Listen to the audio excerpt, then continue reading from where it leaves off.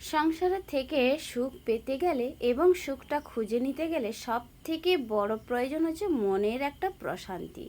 মন যদি ভালো থাকে দেখবে বন্ধুরা সংসারের সমস্ত রকম কাজকর্ম করতেও ভালো লাগে, আর তার সঙ্গে সঙ্গে শরীরটাও ভীষণ পরিমাণে ভালো লাগে। তাই সকাল থেকে কোনো রকম মনটাই ভালো ছিল না বলেই শরীরটা খারাপ লাগছিল, আর তার সঙ্গে সঙ্গে কোনো রকম ক্যামেরা অন করে তোমাদের সামনে আসতে পারিনি। তাই আজকের ব্লগটা তোমাদের রান্নাঘর থেকেই না হয় স্টার্ট করি। চলো নিজের পরিচয়টুকু আগে দিয়ে দিই। রাধে রাধে, শুভ সকাল আমার সকল প্রিয় পরিবার এবং প্রিয় বন্ধুরা। পূর্ব মেদিনীপুর জেলার ছোট্ট একটি গ্রাম থেকে আমি মানসী, আমার এমজি অধিকারী ফ্যামিলি ব্লগে তোমাদের সকলকে অনেকগত। দেখো, শরীর মন দুটোই প্রয়োজন হয় একটা সংসার বাঁধতে গেলে, আর তার সাথে সাথে প্রয়োজন হয় মনের সুখ শান্তিটা, কি তাই না? দেখো, সংসারের সুখ শান্তি শরীর মন সমস্ত কিছুটাকে নিয়েই কিন্তু একটাই সংসার।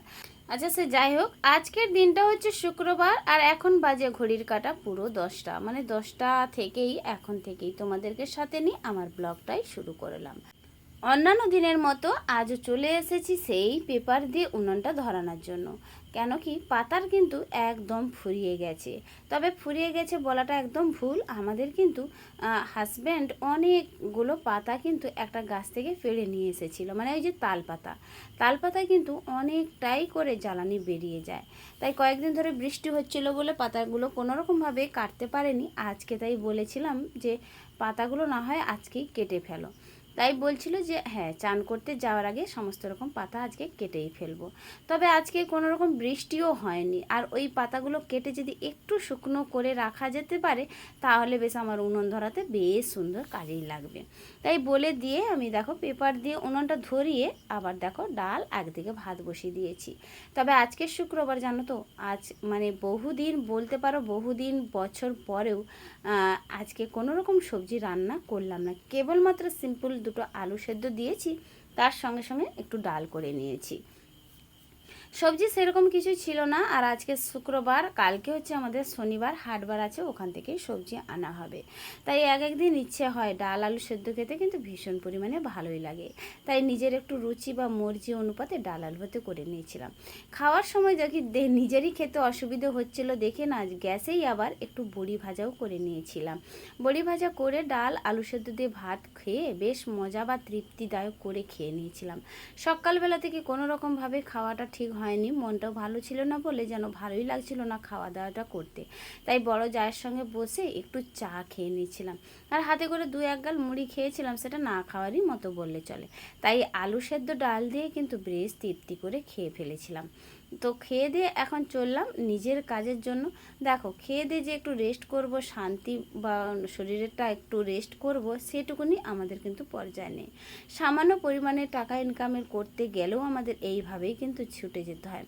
সেই রান্না বান্না করে খাওয়া দাওয়া করে একটু হজম না করে বা নিজেকে একটু রেস্ট না দিয়ে ছুটে যাওয়া, তাতে করে কি জানো তো, আমরা এই যে দুটো পয়সার জন্য নিজের পেটের ভাতটা সঞ্চয় করার জন্যে কিন্তু এতটাই পরিশ্রম করে থাকি। দেখো, ভগবান গীতাতেও বলেছে কর্ম করো, কর্মর মধ্যেই আমাকে অর্পণ করো, তাতে করে সুখ শান্তি আমি কিন্তু এমনিতেই বজায় রেখে দেব। কর্ম না করলে কোনো রকমভাবে কিন্তু আমরা হাতে তুলে কোনো ভগবান এসে আমায় খাইয়ে দিয়ে যাবে না, আমি সেরকমই কিন্তু ভক্ত হতে পারিনি। তাই আমাদের প্রত্যেকটা জীবনে লক্ষ্য থাকবে পরিশ্রম করা, পরিশ্রমের মধ্য থেকেই কিন্তু একটা আনন্দ উপভোগ করা যায়। তাই দেখো, খাওয়া দাওয়াটা সেরে নিয়েও যে একটু শোবো বা বসবো সেটুকুন উপায় না করে দেখো ছুটতে চলে যাচ্ছি সেই অফিসের পথে।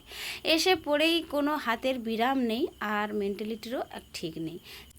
আগের দিনে যেখান থেকেই শেষ করেছিলাম কাজটা, আবার আজকে সেখান থেকেই শুরু করেছিলাম, মানে তারপর থেকেই শুরু করে নিয়েছিলাম। দেখো, ফাইলের মধ্যে কাগজগুলো কোনো রকমভাবে ফেলে দিয়ে চলে গিয়েছিলাম, কালকে যেহেতু দেরি হয়ে গিয়েছিল তাই আজকে তাড়াতাড়ি এসে দেখো সমস্ত রকম স্ট্যাম্প মারা, সই করা, এ সমস্ত কাজ করতে বসেও পড়েছি। আজকে একটু চশমা লাগিয়েছি, তোমরা হয়তো ভাবছো দিদিভাই আবার চশমা লাগালো কেন। তবে হ্যাঁ গো, আমার কিন্তু চশমা আছে জানো তো, বাড়িতে ব্যবহার করার জন্য একটা আছে, আবার ডিউটিতে যাওয়ার জন্য একটা আছে। তো আমি কোনোটাই কোনো রকমভাবে ব্যবহার করছি না।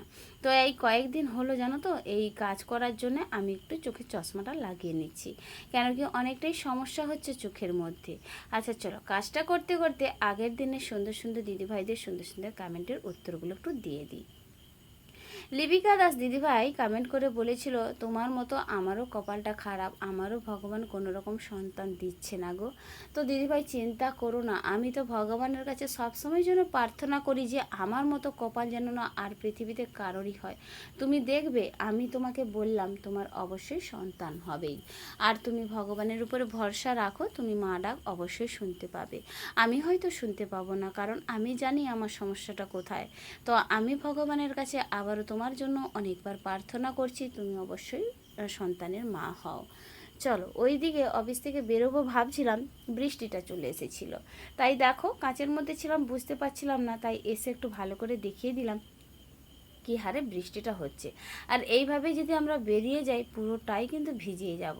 আর ভিজে যাওয়া মানেই এই এখন বর্ষাকালে শরীরটা ভীষণ পরিমাণে খারাপ হয়ে যাচ্ছে। আর এই কোমরের যন্ত্রণাটা নিয়ে না আমি আর পারছি না। তাই এই যে সকাল সন্ধ্যা সর্ষের তেল মালিশ করে একটু সেঁক লাগার মতো ব্যবস্থা করে নিলে একটু যেন মনে হয় বেশ আরামদায়ক হয়। চলো, ওইদিকে রাস্তায় জলটাও জমা হয়ে গিয়েছে, দেখতে পাচ্ছ। আমি কিন্তু সাইকেল নিয়ে চলে আসতেছি। বাড়ি ফেরার সময় দেখছি রাস্তাঘাটে দেখো ভীষণ পরিমাণে জল জমা হয়ে গিয়েছে, আর ওয়েদারটা বেশ ঠান্ডা লাগছিল, বেশ পরিমাণে ভালোই লাগছিল। আর ওইদিকে একটু বান্ধবী ক্যামেরাটা করে দিয়েছিল কিভাবে আমি সাইকেলটা চালাই। আর রাস্তাঘাটটা দেখতে পাচ্ছ কি বিভৎস হারে কিন্তু রাস্তাটা খারাপ। ভিডিওর মধ্যে কমেন্ট করেছিল মেনকা দিদিভাই, সোমা দিদিভাই, তো তোমাদের সবাইকে জানাই অনেক অনেক ধন্যবাদ ভিডিওটা দেখে একটা সুন্দর সুন্দর কমেন্ট করার জন্য। আর আমি তোমাদের কাছে আশা রাখছি সারাটা জীবন আমার পাশে থেকো। চল, ওইদিকে বাড়ি ফিরে এসে একটু পাখাটা চালিয়ে বসে পড়লাম।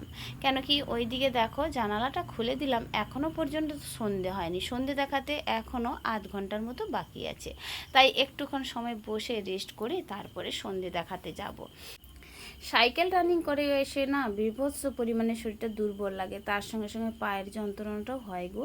কেউ যদি একটু পাটা টিপে দেয় আরও ভীষণ পরিমাণে ভালো লাগে। আচ্ছা চলো, ওইদিকে সন্ধেটা দেখিয়ে দিই, কারণ কি সন্ধে সবাই কিন্তু দেখিয়ে দিচ্ছে, আর আমি কেন বাকি পড়ে থাকবো। যতটা সম্ভব কাজটা কিন্তু খুব তাড়াতাড়ি করার চেষ্টা করছি, কেন কি সন্ধে দেখানোর পরে আবার কিন্তু আমাকে গীতা ভাগবত পড়তে বসতে হবে। আর ওই কারণেই অনেকটা দেরিও হয়ে যায়, সন্ধে দেখানোর পরে গীতা ভাগবত পড়ে উঠতে প্রায় 8:30টার মতো হয়ে যায়। তার উপরে আবার রান্নাবান্না করতে হয়, রান্নাবান্না করে আবার সেই খাওয়া দাওয়া করে গুছিয়ে শুতে আমার কিন্তু সেই 11টার কাছাকাছি হয়ে যায়। তারপরে আবার ফোনের এডিটিংয়ের কাজ আছে, ওর সঙ্গে থাম্বনেল বানানো আছে, সেক্ষেত্রে আরও অনেকটা রাত হয়ে যায়। আর এই কারণেই জানো তো আমি খুব সকাল সকাল উঠতে পারি না। আর এই যে সারাদিন যেহেতু বিছানায় রেস্ট করার মতো সময় পাই না, সেই রাতে গিয়ে বিছানাটা ধরি, তাতে করে কিন্তু সকালবেলাটা ভীষণ পরিমাণে আলসামি ধরে যায়। এই দিকে ডাক্তার কিন্তু বলেছিল আমাকে একটু ব্যায়াম করতে, হাঁটাচলা করতে ভোরবেলা। কি করে উঠবো বলো, আমি যদি সেই রাত্রে গিয়ে ঘুমাই আমি আবার ভোরে উঠতে পারবো, এটা কিন্তু আমি কখনো কল্পনা করতে পারিনি। তো যাই হোক, চলো দেখা যাক পরবর্তীকালে আমার হয়তো জীবনে সময়টা বদলিয়েই দেবে। তো এইদিকে সন্ধে আরতিটা দেখিয়ে দিলাম। হরি মন্দিরটা দেখানোর পরে চলে এসেছি বড় মন্দিরে। তবে আরতি করতে এখনও পর্যন্ত যে দাদাটা আসে এখনও আসেনি, কিছুটা পরে এসে চলে আসবে। তবে সন্ধে দেখানো মাত্রই কিন্তু 10 মিনিটের মধ্যেই আরতিটা করতে চলে এসেছিল। আর এইটা কি বলতো, এটা সব থেকে বড় মাহাত্ম্য জিনিস আমাদের গোবিন্দ সানজল। এইভাবে সানজল তুলসী আমরা রেখেই দিই, মানে এক একটা তাম্রকুণ্ডে করে, আর প্রত্যেকে সন্ধে দেখানোর সময় কিন্তু এটা আমরা গ্রহণ করে থাকি। আর এটা করে কিন্তু আমাদের বিপদ আপদ থেকে ভীষণ পরিমাণে রেহাই পেয়ে যাই। আর এটাই একটা সবথেকে বড় সুবিধা, আমরা হচ্ছে গোবিন্দ সানজল রোজ রোজ খেয়ে থাকি। এর মতো করে আমি বলবো বড় স্বীকৃতি আর কোথায় আছে কি, তাই না? চলো, সন্ধে দেখানো হয়ে যাওয়ার পরে গীতা ভাগবতটা পড়ে এখন বসে পড়েছি, একটু চা খাবো। তবে আজকে একটা খুব ভালো লাগছিল, গীতাটা যখন পড়েছিলাম জানো তো অনেকগুলো যা এসেছিল, আমার বাঁধপাড়া থেকে যা এসেছিল দুজন, আর আমার যা ছিল আমার পাড়ার এই যে খুড়শ্বশুর মশাইদের ঘরে যা ছিল, সবাই মিলে না আমার গীতাটা বেশ পাঠ শুনতে এসেছিল। তাতে করে আমার গীতাটা পড়তেও যেমন ভালো লাগছিল, আর সবাই যেহেতু শুনতে এসেছিল আগ্রহ করে, আমার ভীষণ পরিমাণে ভালো লাগছিল। ঠাকুরের নাম মানে যদি কেউ আগ্রহ করে চলে আসে সেক্ষেত্রে কিন্তু পড়তেও ভালোও লাগে, আর কাউকে শোনাতেও বেশ ভালোই লাগে। তো এই ভাবলাম সে সবাই মিলে যেহেতু বসে গল্প করছে, আড্ডা করছে, একটু লিকার চা বানিয়ে ফেলি সবাইয়ের জন্যে। তাই দেখতে পাচ্ছ আমি সবাইয়ের জন্য একটু লিকার চা বানিয়ে ফেললাম, এখন আমি সবাইকে দিয়ে দিচ্ছি। আর এখন বাজে ঘড়ি 8:30। তো চা বিস্কুটটা খাওয়া দাওয়ার পরে কিন্তু আমি ভাত বসাবো। আচ্ছা চলো, ভিডিওর এই পর্যায়ে এসে একটা কথা না বলে পারছি না। এখনও পর্যন্ত যে সকল বন্ধুরা আমার পাশে আছো, আমার সাথে আছো, তো তোমাদের সবাইকে জানাই অনেক অনেক ধন্যবাদ। আর আজকের ভিডিওটা বন্ধুরা কেমন লাগলো একটু কমেন্টের মাধ্যমে জানিও। বসে যে একটু চা খাবো সের উপায় নেই, কারণ কি অনেকটা রাত হয়ে যাচ্ছে। তো তার উপরে কি করেছি, যে কোনোরকমভাবে চাটা খেয়েই কিন্তু ভাতটা বসিয়ে দিয়েছি। আর কয়েকদিন ভাত না খাওয়ার কারণে আজকে আবার ভাত খেতে ইচ্ছে করলো, তাই আলু সেদ্ধ ভাত বসিয়ে দিয়েছি একদিকে। আর দুধটা আছে, দুধটাও গরম করে ফেলবো। আজকে রাতের মেনু দুধ আলু সেদ্ধ, তবে এটা দিয়েই কিন্তু আজকে রাতের খাওয়াটা হয়ে যাবে। চলো, ভিডিওর অন্তিম পর্যায়ে এসে আবারও একবার জানাই তোমাদেরকে অনেক অনেক ধন্যবাদ ভিডিওটা এতক্ষণ পর্যন্ত দেখার জন্য। আসলে তোমাদের মূল্যবান সময়টুকু আমার ভিডিওর মধ্যে অপচয় করার জন্য আবার একবার জানাই অনেক অনেক ধন্যবাদ। তাই আজকের ভিডিও থেকে বিদায় নিয়ে নিচ্ছি, ফিরে আসি আগামীকাল নতুন একটা দিনে নতুন একটা ভিডিও নিয়ে। ততক্ষণ তোমরা সুস্থ থেকো, ভালো থেকো, আর এইভাবেই কিন্তু পাশে থেকো সারাটা জীবন। তোমাদের একটা কমেন্ট আমার পরবর্তী ভিডিও করার এনার্জিটুকু ভীষণ পরিমাণে বাড়িয়ে দেয়।